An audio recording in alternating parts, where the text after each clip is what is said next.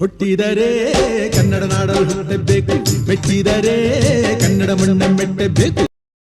ನಮಸ್ಕಾರ, ಎಲ್ಲರಿಗೂ ಸ್ವಾಗತ. ಹೊಸ ದೆವ್ವದ ಕಥೆಯೊಂದಿಗೆ ಎಲ್ಲರೂ ಚೆನ್ನಾಗಿದ್ದೀರಾ ಅಂತ ಅಂದ್ಕೊಂಡಿದ್ದೀನಿ. ಈ ಒಂದು ಘಟನೆ ಆ್ಯಕ್ಚುಲಿ ಆಗಿರ್ಬಿಟ್ಟು ಅರಸೀಕೆರೆಯ ಜಾಜಿಹಳ್ಳಿ ಅಂತ ಒಂದು ಊರಲ್ಲಿ ನಡೆದಿರುವಂಥದ್ದು. ಸೊ ಈ ಒಂದು ಘಟನೆನ ನಮಗೆ ತಿಳಿಸ್ಕೊಟ್ಟವ್ರ ಹೆಸರು ಬಂದ್ಬಿಟ್ಟು ಸಿಂಧೂರ ಅಂತ ಹೇಳಿ. ಅವ್ರ ಹೆಸರು ಮೂಲತಃ ಅದೇ ಊರಿನವರೇನೆ, ಜಾಜಿಹಳ್ಳಿ ಅವರೇನೆ. ಆ ಒಂದು ಊರಲ್ಲಿ ನಡೀತಿದ್ದಂತಹ ಘಟನೆಗಳನ್ನ ಅವ್ರು ನಮಗೆ ತಿಳಿಸ್ಕೊಟ್ಟಿದ್ದಾರೆ. ನಾನು ಕೂಡ ನಿಮಗೆ ಅದೇ ಥರ ಹೇಳ್ತಾ ಹೋಗ್ತೀನಿ. ಅದಕ್ಕಿಂತ ಮುಂಚೆ ಈ ಒಂದು ವಿಡಿಯೋಗೆ ಲೈಕ್ ಮಾಡ್ಕೊಳ್ಳಿ, ಆದಷ್ಟು ವಿಡಿಯೋನ ಶೇರ್ ಮಾಡಿ, ಸಬ್ಸ್ಕ್ರೈಬ್ ಮಾಡಿಸಿ. ಹಾಗೆ ನಿಮ್ಮ ಫ್ರೆಂಡ್ಸ್ಗೂ ಶೇರ್ ಮಾಡಿ, ಅವ್ರಿಗೂ ಕೂಡ ಸಬ್ಸ್ಕ್ರೈಬ್ ಮಾಡಿಸಿ. ನೀವು ಕೂಡ ಇನ್ನೂ ಸಬ್ಸ್ಕ್ರೈಬ್ ಆಗಿಲ್ಲ ಅಂತ ಆದಷ್ಟು ಬೇಗ ಸಬ್ಸ್ಕ್ರೈಬ್ ಮಾಡ್ಕೊಳ್ಳಿ. ಸೊ ಕತೆ ಕಡೆ ಬರೋದಾಯಿತು ಅಂತಂದರೆ, ಸಿಂಧೂರ ಅವ್ರು ಹೇಳಿರೋ ಪ್ರಕಾರ ಅರಸೀಕೆರೆಯ ಜಾಜಿಹಳ್ಳಿ ಏನಿದೆಯಲ್ಲ, ಅದು ಒಂಥರ ಸಿಂಗಲ್ ಊರು, ಅಂದರೆ ಒಂದೇ ಊರು ಅಂತಲೇ ಹೇಳ್ಬೋದು. ಸುತ್ತಮುತ್ತ 3-4 ಕಿಲೋಮೀಟ್ರು ಯಾವ ಒಂದು ಊರು ಕೂಡ ಸಿಗೋದಿಲ್ಲ. ಸೊ ಇವರು ಅದೇ ಊರಿನವರಾಗಿದ್ದಂತಹ ಕಾರಣ ಆ ಒಂದು ಊರಲ್ಲಿಗೆ ಆಟೋಗಳು ಬರಬೇಕಂದ್ರೂ ಕೂಡ ತುಂಬಾ ಜಾಸ್ತಿ ದುಡ್ಡನ್ನ ಕೇಳ್ತಾರೆ. ಬಿಕಾಸ್ ಆ ಕಡೆಯಿಂದ ಯಾರು ಕೂಡ ಸಿಗೋದಿಲ್ಲ. ಹಾಗೆ ಸುತ್ತಮುತ್ತ ಯಾವುದೂ ಕೂಡ ಊರು ಇರೋದಿಲ್ಲ. ಆದಂತಹ ಕಾರಣ ಅವರು ಸ್ವಲ್ಪ ಜಾಸ್ತಿನೇ ದುಡ್ಡನ್ನ ಕೇಳ್ತಾ ಇರ್ತಾರೆ ಆಟೋದವರು. ಸೊ ಇದನ್ನೆಲ್ಲ ಎಲ್ರಿಗೂ ಕೂಡ ಗೊತ್ತೇ ಇರುತ್ತೆ. ಬಿಕಾಸ್ ಊರು ಅಲ್ಲೂ ಆ ಸುತ್ತಮುತ್ತ ಎಲ್ಲೂ ಊರಿಲ್ಲ, ಆ ಕಡೆಯಿಂದ ಬರ್ಬೇಕಾದ್ರೆ ಜನ ಸಿಗಲ್ಲ ಅಂತ ಹೇಳಿದ್ರೆ ಯೂಶ್ವಲಿ ಎಲ್ಲ ಆಟೋದವರು ಕೂಡ ಹಾಗೇ ಕೇಳುವಂಥದ್ದು. ಬಟ್ ವಿಷಯ ಅದಲ್ಲ. ಇವರು ಆ ಒಂದು ಜಾಜಿಹಳ್ಳಿಗೆ ಸಮಯ ರಾತ್ರಿ 9 ಗಂಟೆ ಮೇಲೆ ನೀವು ಎಷ್ಟೇ ಕಾಸು ಕೊಡ್ತೀನಿ ಅಂದರೂ ಕೂಡ ಆಟೋದವರು ಆ ದಾರಿಗೆ ಬರೋದಿಲ್ಲ. ಬಿಕಾಸ್ 9 ಗಂಟೆ ಮೇಲೆ ಆ ಒಂದು ದಾರಿಯಲ್ಲಿ ಯಾರೂ ಕೂಡ ಓಡಾಡೋದು ಇಲ್ಲ. ಅಕಸ್ಮಾತ್ ಆ ಒಂದು ಊರಿನವರೇ ಲೇಟ್ ಆಯಿತು ಮನೆಗೆ ಹೋಗೋದು ಅಂತ ಹೇಳಿದ್ರೆ ಆ ದಾರಿಯಲ್ಲಿ ಹೋಗೋದಕ್ಕೆ ತುಂಬಾ ಭಯ ಪಡ್ತಾರೆ. ಯಾಕಂತಂದರೆ ಸಿಚುವೇಶನ್ ಆ ಥರ ಇರೋವಂಥದ್ದು. ಈ ಹಿಂದೆ ಆ ದಾರಿಯಲ್ಲಿ ಒಂದು ಹೆಣ್ಣು, ಹೌದು, ಒಂದು ಒಬ್ಬಂಟಿ ಹೆಣ್ಣು, ಸಮಯ ರಾತ್ರಿ 9:30 ಆಗಿರ್ಬೋದು. ಆ ಸಮಯದಲ್ಲಿ ನಡ್ಕೊಂಡು ಅದೇ ಜಾಜಿಹಳ್ಳಿಗೆ ಹೋಗಬೇಕಾದ್ರೆ ಯಾರೋ ಒಂದು 5 ಜನ ಆ ಒಂದು ಹೆಣ್ಣನ್ನು ಸಾಯಿಸಿರೋವಂಥದ್ದು. ಏನು ದ್ವೇಷ ಇತ್ತೋ ಗೊತ್ತಿಲ್ಲ. ಇನ್ನೂ ಮದುವೆ ಕೂಡ ಆಗಿರೋದಿಲ್ಲ ಆ ಹೆಣ್ಣಿಗೆ. ಅದಕ್ಕೆ ಮುಂಚೆನೇ ಅವಳನ್ನ ಬಳಸ್ಕೊಂಡು ಸಾಯಿಸಿರೋವಂಥದ್ದು. ಸಾಯಿಸಾದ್ಮೇಲೆ ಆ ಒಂದು 3-4 ಜನ ಏನಿದಾರಲ್ಲ, ಅವರು ಒಬ್ಬೊಬ್ಬರಾಗೇನೆ ಇದ್ದಕ್ಕಿದ್ದಂಗೆ ವಿಚಿತ್ರವಾಗಿ ಆಡೋದಕ್ಕೆ ಶುರು ಮಾಡ್ತಾರೆ.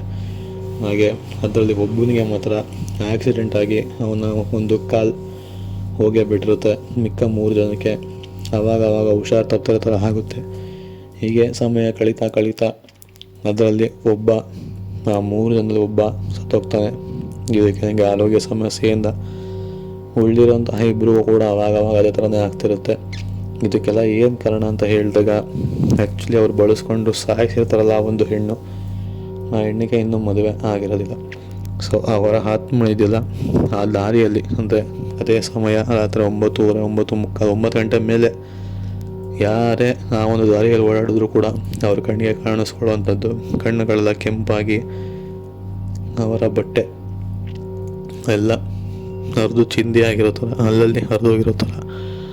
ಇನ್ನು ಕೆಲವ್ರಿಗಂತೂ ವಿಚಿತ್ರವಾದಂತಹ ಧ್ವನಿಯಲ್ಲಿ ಅವ್ರನ್ನೇ ಅಟ್ಟಾಡಿಸ್ಕೊಂಡು ಬರ್ತಿದೆಯೇನೋ ಅನ್ನೋ ಥರ ಫೀಲೆಲ್ಲ ಕೊಟ್ಟಿರುವಂಥದ್ದು ತುಂಬ ಜನ ಕಾಣಿಸ್ಕೊಳ್ಳುತ್ತೆ.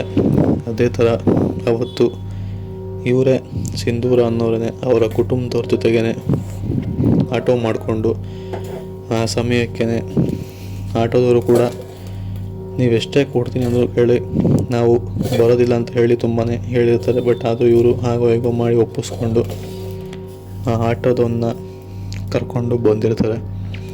ಸೊ ಅದಾದಮೇಲೆ ಆಟೋದನ್ನ ಕರ್ಕೊಂಡು ಹೆಂಗೋ ಮಾಡಿ ಬಂದಿರ್ತಾರೆ ಊರೊಳಗಡೆ.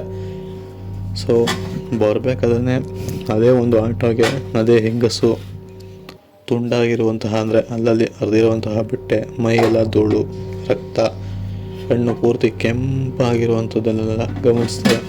ಹಾಗೆ ಆಟೋಗೆ ಬರ್ತಾ ಆಟೋಗೆ ಅಡ್ಡ ಆಗಿ ಕೊನೆಗೆ ತೊಂದರೆ ಕೊಡೋ ಥರ ಎಲ್ಲ ಮಾಡಿರೋವಂಥದ್ದು.